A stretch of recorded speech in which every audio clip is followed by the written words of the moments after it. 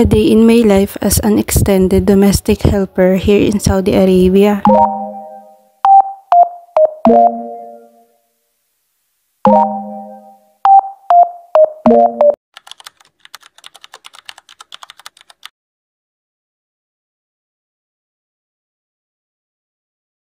Flinex ko lang talaga yung pimples ko dyan. Bakit naman ako mahihiya? Pinagpuyatan ko yan. Maglilinis na naman nga pala ako ng Miglis Richal. Maalikabok kasi dito sa Riyadh. Kaya nakagawian ko na every 1 week lilinisin ko siya kahit hindi siya ginamit.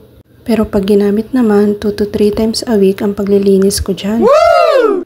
Tamang kain pa ng KitKat no? Ginawa na kasing stress reliever yung pagkain ng mga chocolate, kaya na ba? Noong bago pa lang ako, ang expectation ko sa abroad ay puputi, gaganda, kikinis, at yayaman ako agad. Yan din ang akala ko nung una. Nai-imagine ko pa noon bago ako makapunta ng Saudi. Magkakabahay ako, magkakaroon ng malaking ipon, makakapundar ako agad ng mga gusto kong bilhin, mabibigay ko lahat ng pangangailangan ng pamilya ko. Ay Diyos ko, ang ligalig talaga ng babaeng to sa camera hindi mapirme. Pabayaan mo na kasi dyan yung camera pinakita pa yung panlinis ng salamin.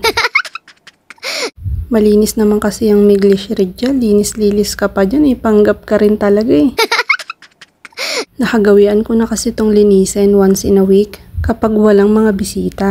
Or I mean kapag hindi siya nagamit ng mga bisita. Pero kapag ginamit naman is kinabukasan kailangan ko rin siyang linisin agad. Dahil maalikabok dito sa Riyadh at yung mga bisita ay bigla-bigla na lang sumusulpot. Kaya kailangan ko laging i-make sure na malinis siya. Woo! Expected ko rin noon na puputi ako ng bongga kasi naka-aircon kami dito Puputi pala ako sa paraang hindi ko magugustuhan. Namutla kasi ako kasi hindi na naaarawan tapos kulang pa sa tulog.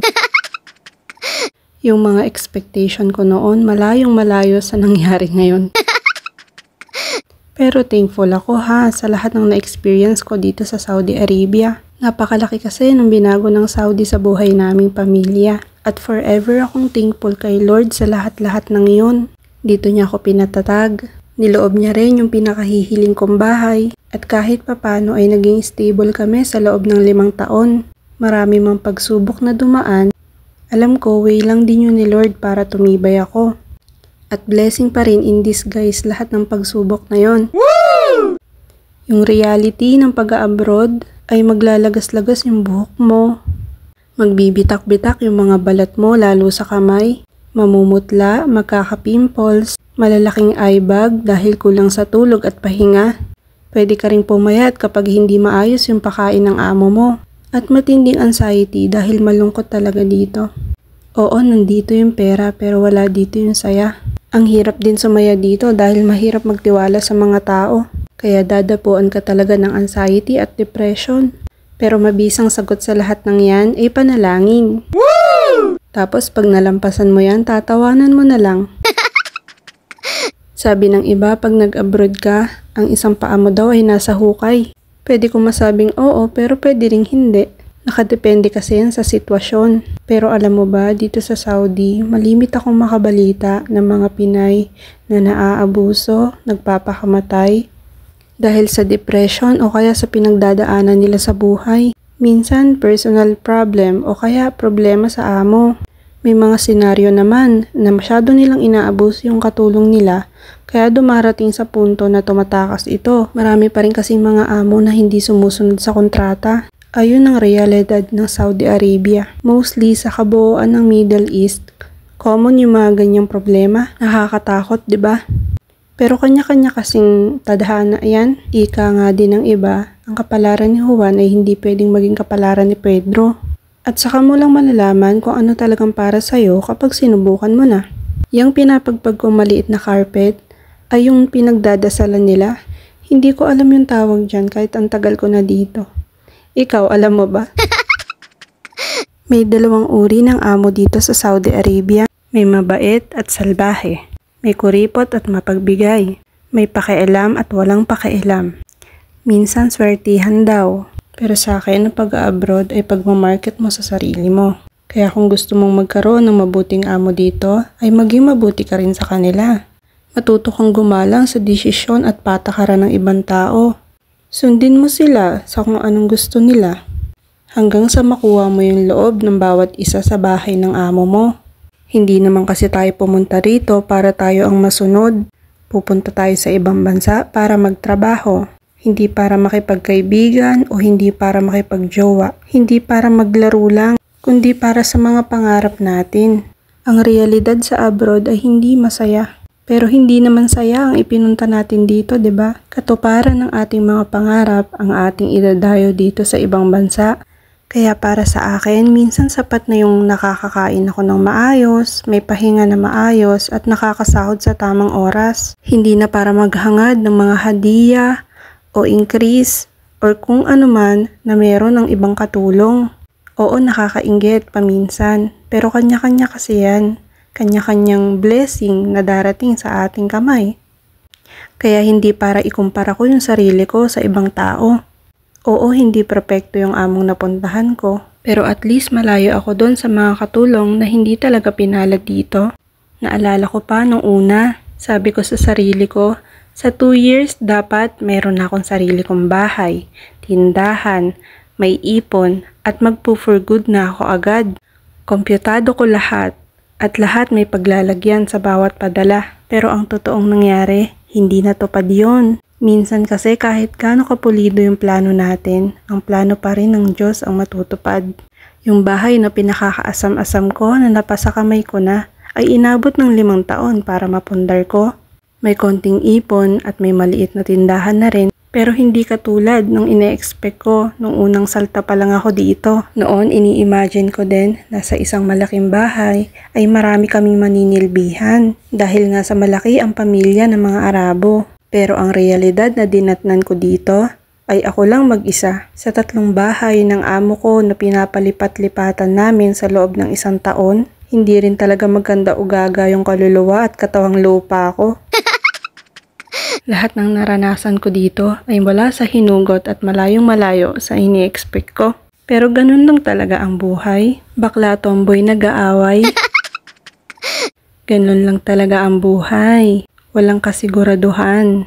Kaya ang importante, dapat lagi kang handa sa kung anong pwedeng dumating sa'yo, sa kung anong pwedeng iparana sa'yo ng panahon, at kung hindi mo man mapaghandaan lahat ng bagay, ay huwag ka na lang masyadong mag-expect. Huwag masyadong mag-expect ng mga magagandang bagay na papabor lahat sa'yo. Kasi in reality, hindi naman talaga ganun. In reality, hindi naman lahat ng bagay na gusto natin ay makukuha natin ng ganun-ganun lang. Hindi lahat ng hilingin natin na pabor ay maibibigay sa atin. Madalas, kailangan muna natin tong pagtiyagaan at paghihirapan. Madalas din, sa una lang talaga mahirap. Lalo kung bago ka pa lang dun sa field na gusto mong tahakin. Sa una lang mahirap.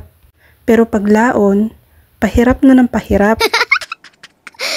Pero paglaon, mas mahirap pa. Tas katagalan, mapapasuko ka na lang talaga. Joke lang. Sa una lang palaging mahirap. Dahil pag sinabayan mo ng tiyaga at determinasyon ang trabaho, makukuha mo rin yung teknik at diskarteng marino. At pagkabisado mo na yung daily routine mo, unti-unti mas gumagaan yung trabaho. Lalo na kapag nakuha mo pa yung loob ng mga tao sa bahay na pinagsisilbihan mo, mas mabilis ilipas yung mga araw. Hanggang sa hindi mo namamalayan, patapos mo na yung kontrata mo. Ganitong-ganito yung nangyari sa akin sa unang 2 taon ko rito. Masasabi kong hindi madali pero worth it. Kasi along the way sa pag-abot ko ng mga goals ko, ay masasabi kong malaki rin ang binago ni Lord sa pag-uugali ko. Dito talaga sa abroad, humaba yung pasensya ko. Lumawak yung pangunawa ko. At mas naintindihan ko yung salitang hindi lahat ng tao ay mapiplease mo. Kaya mas importante na mag-focus ka sa sarili mong improvement at hindi sa sasabihin ng iba. Gumaling din ako sa pagluluto kahit papano. Kung noon sa Pilipinas, nandyan yung mama ko na palaging nag-aasikaso sa akin. Na paggising ko pa lang may nakahain ng almusal. Pag uwi ko sa trabaho, paghahainan ako ng hapunan kahit meron na akong sariling anak. At sa mga labahan naman ay salitan kami ni mama. Malayong malayo sa dinatnan ko dito. Na ako lahat. Luto ko, linis ko, laba ko, plancha ko. Pinag-aalaga pa ako ng mga batang hindi ko naman kaano-ano at wala sa kontrata ko.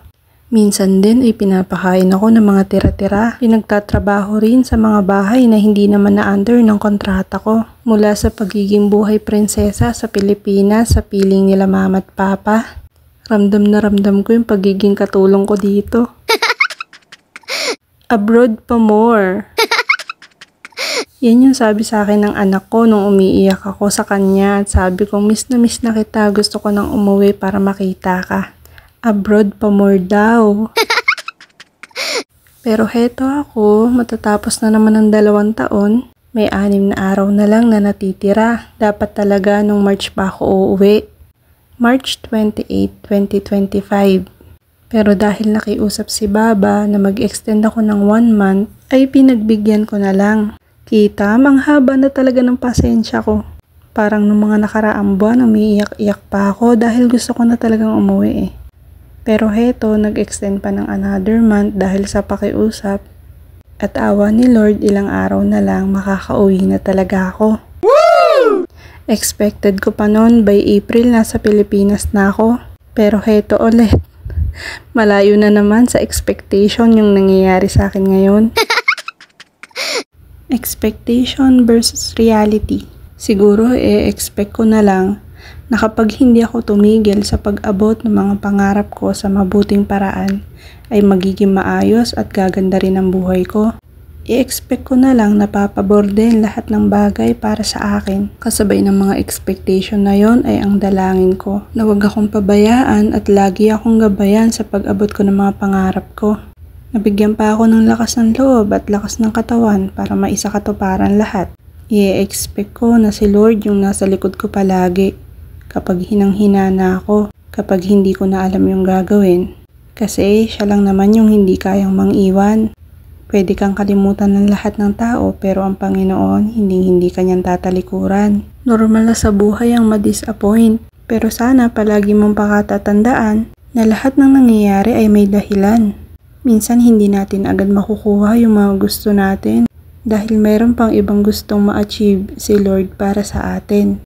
Baka pinapatatag ba tayo bago ibigay lahat ng blessing? O may gusto pa siyang ituro bago kanya pagpalain? Lawakan mo lang lagi yung isip mo at pahabain yung pasensya.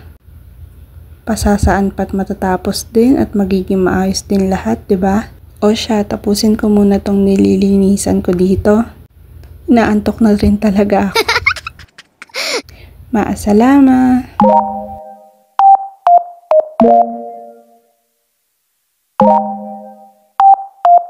Thank you.